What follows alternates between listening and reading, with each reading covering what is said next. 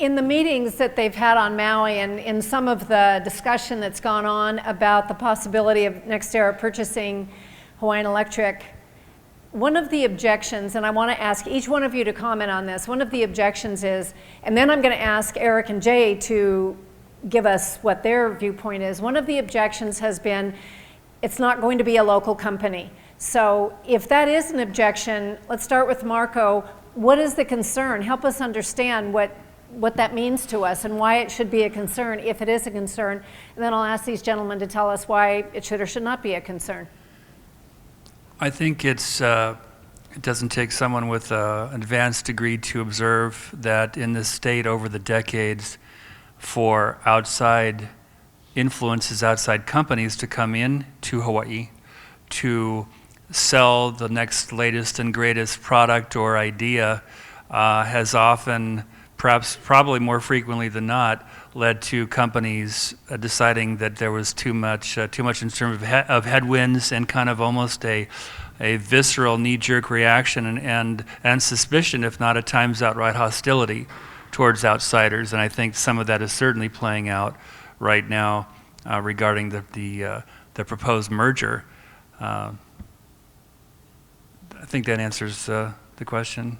Yes. And there is an appeal. I guess the follow-up should be that there is an appeal, I think, a gut level appeal to have a business, a structure, a utility that is closer to us, people that we see at KTA, people that we run into downtown.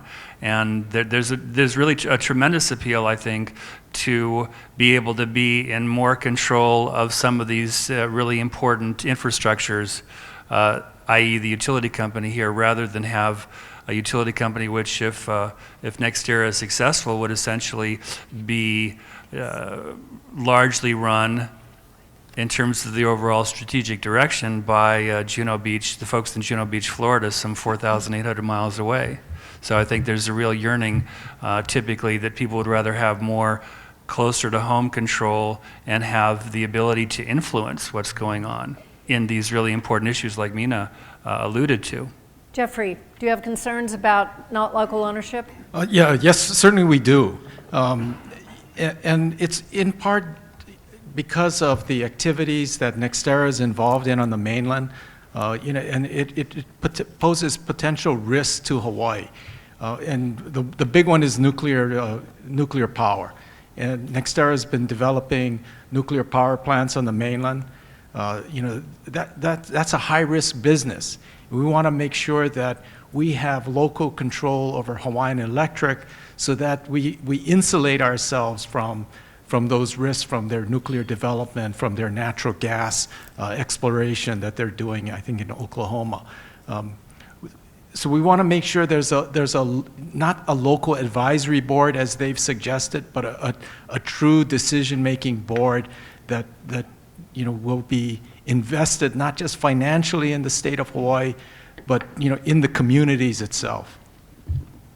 Will, you want to comment? If you don't have anything to say, that's fine, but if you do, what's the concern about not local ownership? Well, I think Marco may have hit on it, Jeff definitely hit on it, but islands are unique places where we run into each other, and I think we tend to know the presidents of company, which is unique. So we know Connie Lau and we know Mina Morita. So I think local presence, local control, and things like that really resonates here. It's an island, so we bump into each other. Mina, do you shop here on this island? You don't live on this island. You live on Kauai, but we're always glad to see you. I'm a member of a co-op. I don't want not being a local company to be a boogeyman and create all this fear factor. But I do think the local governance issue is extremely important. And the ring fencing issue is extremely important. How do we insulate the HECO companies from external NextEra risk? But I think NextEra has to show how they are going to invest in the community. I I think the B Corp issue is extremely important because we need some metrics to gauge how are they responsible corporate citizens looking at social and environmental issues as well as the regulatory issues and the regulatory metrics that we have. I want to know how are they going to invest in our local workforce, creating the utility of the future. I want to know what their succession plan is and how that succession plan fits our local workforce. Those are important issues that they have to be clear about, and to me, that's what makes up local governance. I'm torn whether it should be just an advisory board or a board that has real decision-making powers, but in order to gain approval, it's a critical issue to resolve.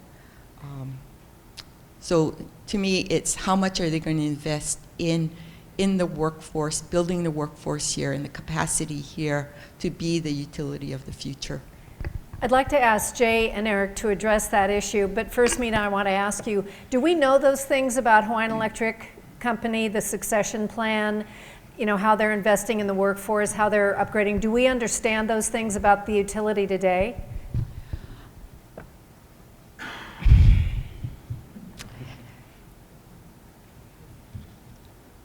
We know they have to change because the sector itself is changing rapidly.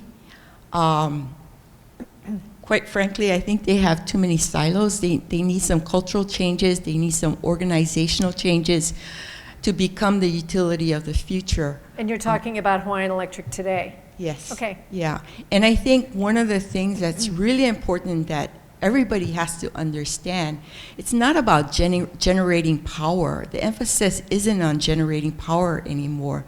The emphasis is on data and analytics. So how do you create the platform? How does the utility become the platform to procure the cheapest electrons possible and determine where the demand is in the most productive, efficient way possible? I mean, that's what we're working towards. And so, does NextEra have the skill sets to be adaptable, flexible as we move forward during this disruptive period? If you look just from the regulatory sense, are they fit, willing, and able? I think it's pretty obvious. They're recognized as one of the better run utilities on the mainland. But do they have the capabilities to take us into the future, to the new utility model? I mean, we have to see if they have the talent to do that, and then secondly, do they have the talent to do it by building the capacity in Hawaii and making that investment in Hawaii to be the model for the future utility? So, tell us. Both of you. Jay, do you shop, one of the things, Marco. Already local control. Marco talked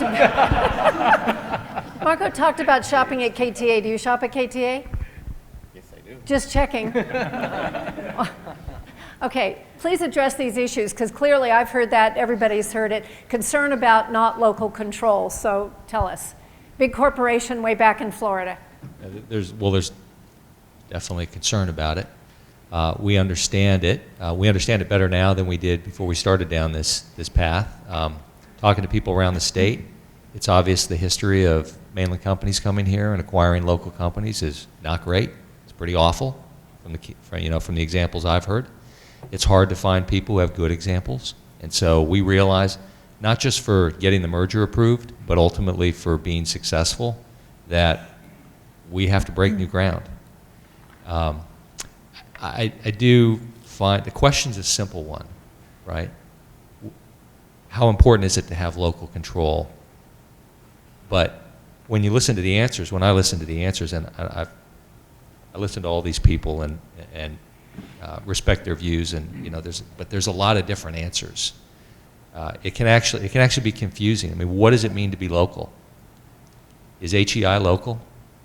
Is HELCO local? How different, how unlocal, how much less local does it become by virtue of a change of ownership at the holding company? Okay, let me give you some facts that are just kind of interesting. I'm not in any way, trying to take away from the points that have been made. I think they're important. But, today, HEI is 75% held by shareholders that aren't in Hawaii. Okay, those are the shareholders that select the board, who selects the management, who runs the company. Okay, today, I mean, we've got Jay and we've got a great team here at HELCO, but most of the senior management team of the Hawaiian Electric companies are on Oahu. So what we recognize that this is a concern. We understood at the outset that it would be a concern. The way we tried to address it is to say, look, we understand the importance of local management. We're committed that Hawaiian Electric, including Hawaii Electric Light, will stay. Those will be the names. They're going to be operated from the same locations. They're going to have a local management team, meaning they're based in Hawaii. We've said it's not a formal commitment, but we've told people we're planning to bring over 3 to 5 senior people to join the team here in Hawaii. They'll be based here. A minority of the management team will come from outside. And so, there are other things. I mean, we understand the importance. We have some appreciation for the importance of the Hawaiian Electric companies and communities here. And so we've made some commitments around continuing to invest in communities. So we can't change the fact that our company is based in Juneau. Well, I'd love to change the fact that our company is based in Juneau Beach, Florida, because I really like it here. But that's not going to change. Okay, so in a sense, what we're talking about, in one sense, is shifting from 75% of the ownership being on the mainland to closer to 100% being on the mainland. Okay? But also, to be fair to some of the concerns, we're also saying that the board, today there's an HEI board, some of the people, not all of the people on the HEI board live in Hawaii. Most of them do, but not all of them. That would be the NextEra board. The chairman of HEI today is based in Hawaii. The CEO is based in Hawaii. Our chairman and CEO would be based in Florida. So those are differences. But it is not a simple black and white from total local control to total not local control. And what we're trying to find through this process fundamentally is what really matters to Hawaii in terms of local control, and trying to find ways to address it to the extent we can. I want to talk about a little bit the decision that the board had to make to approve the merger deal and the merger offer. Financially, what the offer was put before the board, that was pretty much a no-brainer. I mean, it was an offer that the board was willing to accept, but they weren't willing to accept it right away. Their concern was many of the concerns being expressed about, well, how are they going to take care of the state? The board members were worried about, will this company actually take care of our customers? So before saying yes and approving the merger, they sent a contingent to Florida Power and Light. And what they were looking for was not so much their performance, because that is demonstrated by all of the statistics, but they went there to understand the culture and to understand the leadership and to see if it was truly a company that would take care of not just the customers but also the community. And they came back with a report saying, yes, they believe that NextEra would be a company that would take care of the people of Hawaii. And on that basis, that was the final element they approved. So, it's close to home for everyone. It's an issue that's close to home for everyone. In terms of local control and autonomy, here at Hawaii Electric Light, we really don't have full autonomy. We have a lot, though. I make a lot of the decisions. I'm involved in a lot of decisions for the entire corporation. So there is a lot of local control, but not total autonomy. We often get frustrated, I'll admit, we often get frustrated with some of the decisions with respect to managing the high amounts of renewable energy. We're in a situation near 50% that is a lot different than some of the, on Oahu. So you may not have the same technical understanding. So a lot of the the frustration comes with respect to that. What decisions do we make? But over time, we have been, although the smaller utility, we have been the leaders in educating the larger utility.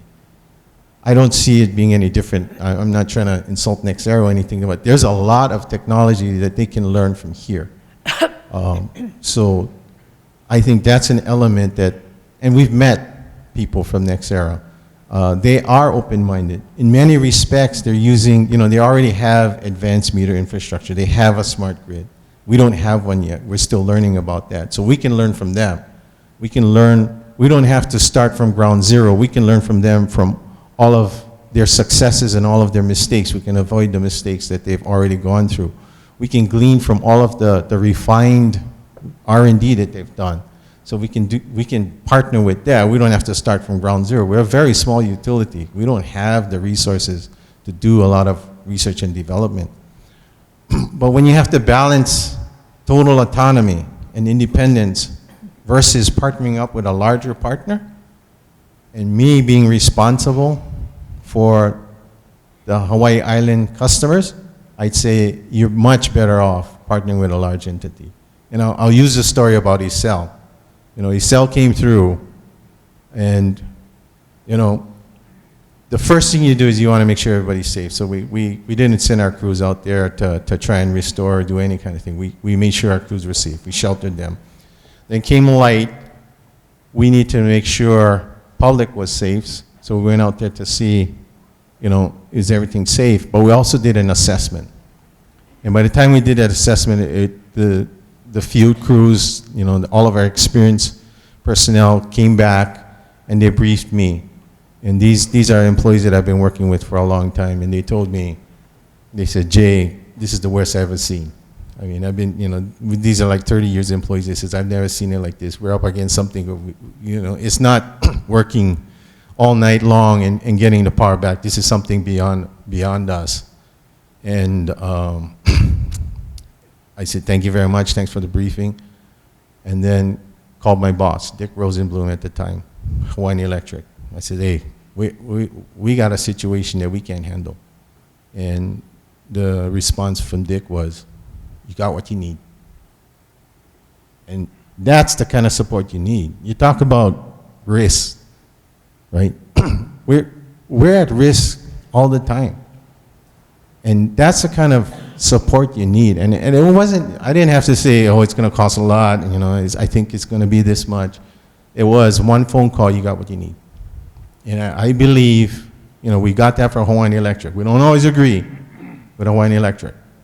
But that kind of support is hard to quantify, hard to put on paper. It's hard to demonstrate to the people of Hawaii Island. And that's the kind of support I expect from NextEra. That's the kind of support we need. People, we filed plans to go to 40% renewable in the PSIPs. We don't even know how to get to 100% renewable. We're proposed in the power supply improvement plans to get to 40%, to spend more than the actual value of the utility today. So people don't realize the kind of commitment that the utility is making and putting out forward to meet the desires of the people of the state. That's a huge financial commitment. NextEra is 10 times the size of us, right? We need that kind of financial support to execute the plans that we want to do for the state. So in terms of local control, yes, we're going to have to need that, and we're going to have a partner that's going to have to understand what we're up against and what we need to do. But if you ask me, and I've been doing this for 25 years, what is the probability, what is the best situation that we can be in to get to 100%, drive down the cost, and improve the reliability with a company that's already done it, then to me, it's there. This is a gift to me, to the state. That's what I see. This is a great opportunity. If we really don't look at it realistically, I think we might lose a great opportunity to help the state get where we want it to get. Eric and I know Eric wants to add something to say. Eric and I spent the last 2 days going around our company, talking to employees, educating them, and I thank Eric for coming and meeting employees. And I think he was surprised to see some of our engineers in our session today. The kind of energy, the engagement, the kind of creativity that they have, you know, and the kind of experience that they have already with the situation we have with high penetration of distributed generation, high penetration of variable renewable energy on the system. And I think going forward, talking about changing culture, Mina, that's the kind of culture change we need. You know, I am very proud of the engineers that we have here at Hawaii Electric Light Company. And I think we are already educating the rest of the Hawaiian electric companies, and I think we're going to be able to educate NextEra in some aspects of integrating renewable energy. I want to ask Marco some questions, but I think, Eric, you wanted to add something before I do that? Yeah, just, you know, I think it wasn't said by any of our fellow panelists, but I think there's an idea out there that people are expecting a lot from the Hawaiian electric companies. They're expecting, you know, lower rates, higher renewables, better customer service, more choices. They're continued community involvement. I think people want to be, as we go around the state, we find customers, communities want to be engaged in determining the future of energy in the state. They want to have an active role in that. And so there's a lot of expectations, and I think there's a general concern, and partly it's based on all the bad things that have happened in other sectors and other businesses on acquisitions, and partly it's based on how much is going on in energy, how important it is, and these concerns about the expectations for the utility. And they're saying, they're kind of scratching their head and saying, how can that possibly get better if you've got a company 5,000 miles away that's in the picture? And so I think that's a big part of the appeal of the co-op or the municipal utility model, is this idea that, hey, now we've got total local control. And on top of it, there's a notion that if you're a for-profit company, somehow that means that you're not aligned with doing the right thing for your customers and doing the right thing for your communities. I mean, I hope we can agree, given the folks that are in this room, that, I mean, personally, I reject that.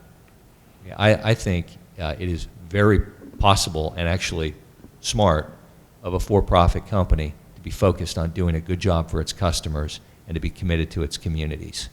And even if you come from 5,000 miles away, you can figure that out. It's not hard to figure out. So we are totally committed. Okay, and this is how we run our business. Totally committed to doing the right thing for customers, and we understand in Hawaii, even more than in other places, it's really, really important to do the right thing in the communities. And this is going to be a locally managed company. So I reject the idea that somehow you can't do a great job for customers and your communities just because you're a for-profit company and just because your ownership is somewhere else. Marco?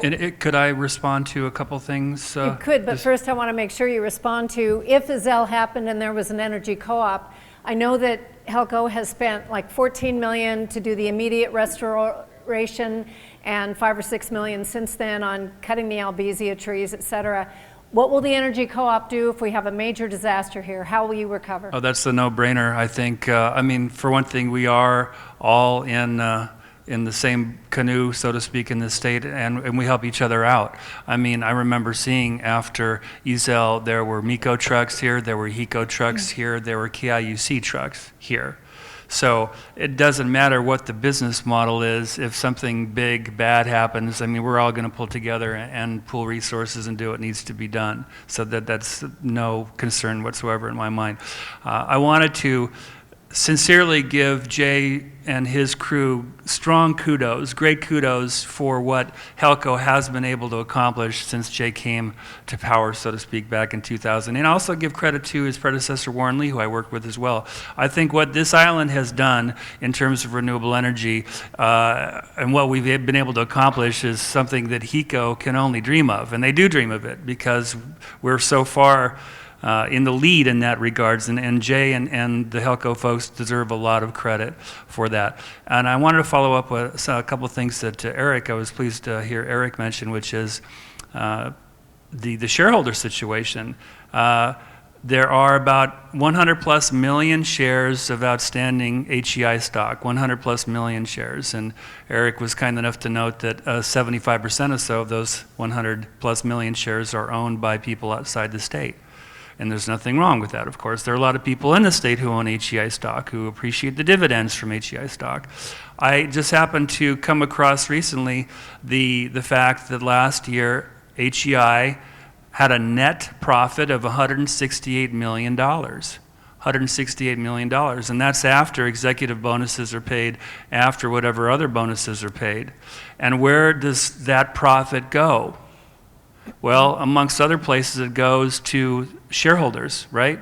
And it goes as form of dividends to shareholders. And if 75% of those shareholders are out of state, then it stands to reason that a lot of that money is going out of state. Contrast that with the co-op model, which is not for profit.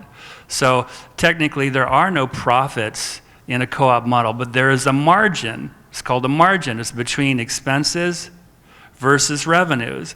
And if there is additional margins, which you hope there will be, where does that money go? Does it go to shareholders far and wide? Heck no. It stays on the island or stays within that service territory. So that to me is something tremendously appealing, and something, and I'll give kudos to my KIUC friends, that for every year since 2003, folks like KIUC, the members there, they get either a check in the mail or they get a deduction off of their bill. And now it's not enough to go and buy a Nissan Leaf or something something expensive like that, but still, I mean, the notion of getting a check in the mail, a reduction from your bill because of the margin, the profit that the utility, the co-op made, I think is incredibly appealing. So I just want to contrast that. I'm not implying that foreign ownership or faraway ownership is bad per se. I'm not implying that whatsoever. But when you're comparing specifically the IOU model in the current situation with HEI, where do the profits go when HEI makes a profit versus where do the profits go? More like, where do they stay in the model of a co-op?